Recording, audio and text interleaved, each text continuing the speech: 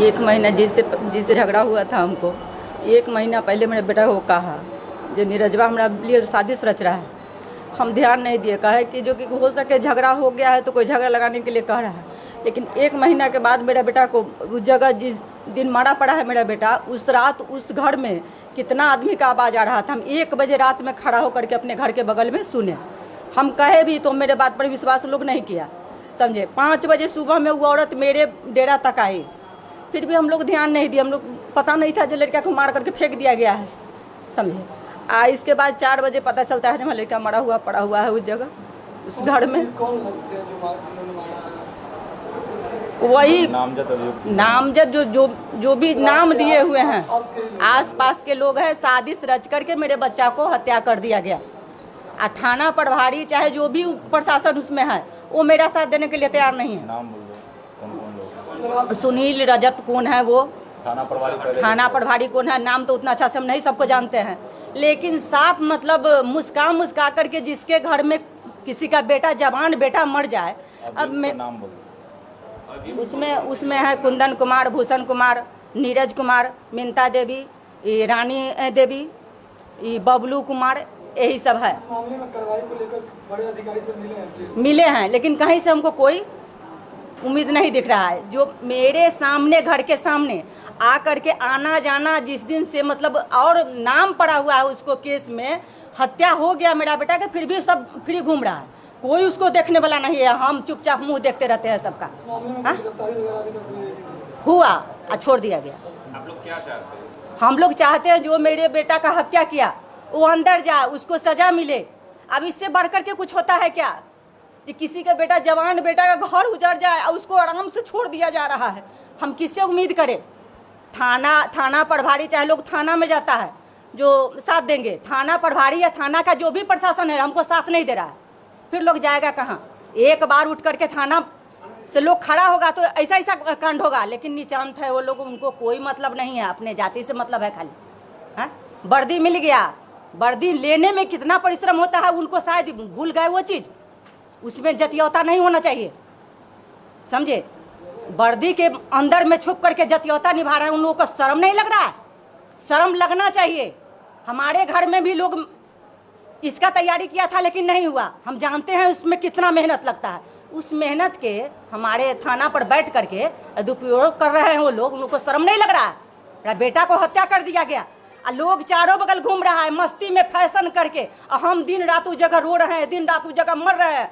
हमारे यहाँ दूसरा घर से खाना आता, हम लोग चूल्हा नहीं अभी तक जलाते हैं। 1.5 महीना हो गया मेरे घर में। जवान दिन रात फोटो देख करके समय काटते हैं अपना बेटा को। कहाँ से हम करोड़ों रुपया दे देंगे मेरा बेटा को ला करके दे सकता है? तो फिर हत्या करने का उनको कौन हक दिया? हत्या करने का उनको हक कौन दिया? ये हम पूछना चाहते हैं। हत्या करके सोच रहे थे थाना से एकदम फ्री है, कहते हैं तुम लोग घूमो, कुछ नहीं होगा, तुम्हारे दरवाजे पर नहीं जाएंगे। एक दिन हमसे पूछे जी हाँ, जिस चीज़ से मेरे बच्चा को हत्या हुआ वो हथियार कहाँ है, वो हथियार कहाँ फेंका गया? एक दिन उस जगह जांच किए, हमसे पूछे जी हाँ आपके बेटा के साथ में क्या हुआ? आज तक नहीं पूछे। ये क्या हो रहा है? अगर जो नहीं हमको न्याय मिलेगा ना तो हम आत्मदाह करेंगे। हम, बच्चा मेरा नहीं है तो हम नहीं हैं। हम उम्मीद लगा करके बैठे हुए हैं, सब तरह से हम देख ले रहे हैं। नहीं, हमको अगर जो उम्मीद कहीं से दिखाई देगा तो हम आत्मदाह करेंगे, समझे। हमको न्याय मिलना चाहिए। मेरा बेटा को तो कोई नहीं ला सकता है, लेकिन जीने के लिए हमको न्याय मिलना चाहिए। जो देखे जो मेरे बच्चा को हत्या किया वो अंदर जाए, उसको सजा मिले, उसको उसी तरह फांसी का सजा मिले, तब जा करके हम चैन बैठेंगे। और नहीं तो आत्मदाह करके मर जाएंगे। हम जीना नहीं चाहते। अब हमारे पास में 2 ही लड़का है, एक बीमारी आहे है, एक जो था आर्मी की तैयारी करता था। बड़ी उम्मीद लेकर के उनकी मम्मी हम ले लेंगे नौकरी, तुम चिंता मत करो। मेरा बेटा गया में था, वहाँ से सोमवार के दिन आया, मंगल बीच हुआ, बुध के दिन मेरा बच्चा को मार दिया गया। अब हम कहाँ जाए? क्या नाम हुआ आपका? प्रभा देवी, सहबाजपुर। आज जो प्रेस वार्ता मानवाधिकार सुरक्षा कमेटी भारत की ओर से लाई गई है, उसमें कुछ दिन पहले दिनांक 22/7/2021 को गौतम कुमार का शव युगल किशोर सिंह के अर्धनिर्मित भवन से प्राप्त हुआ था।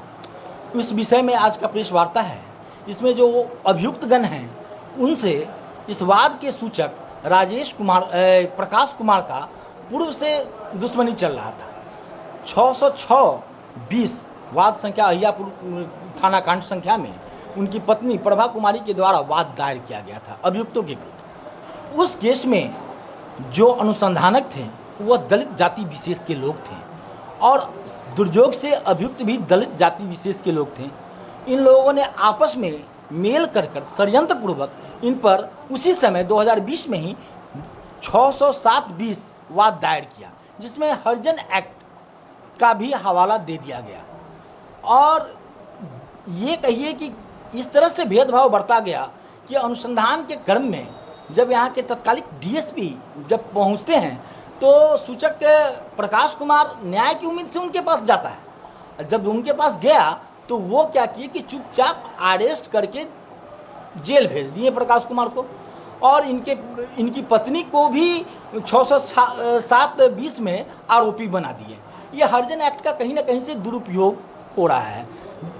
एक मामला तो यहाँ बनता है, उससे खार खाए हुए थे अभियुक्तगणों ने इनके पुत्र का निर्मम हत्या किया और उस हत्या में ये घूमते रहे चारों तरफ कि अब इनको न्याय मिलेगा। बड़ा ही हास्यास्पद रहा। यहाँ पूरा का पूरा प्रशासनिक अमला जो है आपका वो बेनकाब होता है कि अभियुक्तों को पकड़ा गया लेकिन नाटकीय अंदाज में उनको थाना ले जाया भी गया लेकिन उनको थाना से छोड़ दिया गया। और वाद के अनुसंधान में गोबर माटी करने का काम तत्कालिक पुलिस प्रशासन कर रही है। अब हम लोगों को उम्मीद है कि थाना प्रभारी बदले हैं शायद अहियापुर थाना के, तो उनके दिशा निर्देश में इस बात में कुछ न कुछ अच्छा न्याय मिलेगा। साथ ही साथ इसमें हम लोग डिमांड कर रहे हैं कि अपराध अनुसंधान विभाग से इसकी जांच हो, उच्च स्तरीय जांच हो ताकि न्याय मिल सके। सबसे महत्वपूर्ण मुद्दा ये है कि ये सवर्ण ब्राह्मण जाति से बिलोंग्स करते हैं और ये कह देना कि दलित ही शोषित रहा, वंचित रहा, ऐसी बात नहीं है। यह एक उदाहरण है कि सवर्ण वर्ग भी किस तरह से प्रताड़ित हो रहा है और किस तरह से न्यायिक व्यवस्था का, कानून का लोग दुरुपयोग कर रहे हैं और अपने हरिजन होने का लाभ भी उठा रहे हैं।